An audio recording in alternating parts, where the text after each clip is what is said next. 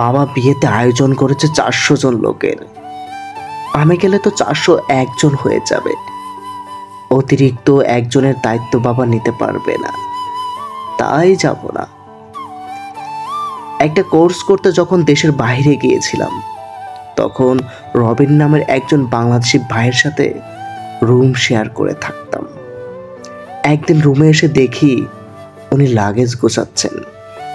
আমি হেসে বললাম, দেশে যাবেন দেখে ভাই তো দেখি মহা খুশি।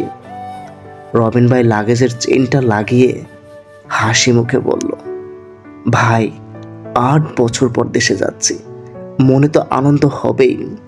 ছোট বোনটাকে এইটুকু দেখে এসেছিলাম, আর এখন তারই বিয়ে হয়ে যাচ্ছে। বোনটা যখন আমাকে দেখবে খুশিতে কি যে করবে, এটা ভেবেই আমার চোখে পানি এসে যাচ্ছে। রবিন ভাই হাসি মুখে কথা বলছিল, অথচ আনন্দে ওনার চোখ ঝলঝল করছিল। এমন সময় রবিন ভাইয়ের বাবা ফোনে ওনার কাছে জানতে চাইল, কি রে, শুনলাম তুই নাকি দেশে আসবি। রবিন ভাই হাসি মুখে ওনার বাবাকে জানালো, হ্যাঁ বাবা, আসবো। ছোট বোনের বিয়ে, বড় ভাই কি না এসে পারে? অপর প্রান্ত থেকে ওনার বাবা বললেন, তোর শুধু শুধু এত টাকা খরচ করে আসতে হবে না, বিয়ে তো ঘরোয়া পরিবেশেই দিচ্ছি। তাছাড়া নতুন জমি কিনেছি, টাকা পয়সার একটা বিষয় আছে না, তাই আসার দরকার নেই। বাবার সাথে কথা বলার শেষে রবিন ভাই ছোট বোনকে জিজ্ঞাসা করলো, কিরে, তুইও কি চাস আমি তোর বিয়েতে না আসি?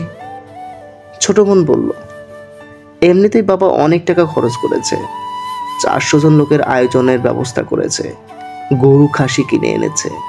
এই অবস্থায় তোমার এত টাকা খরচ করে দেশে আসতে হবে না।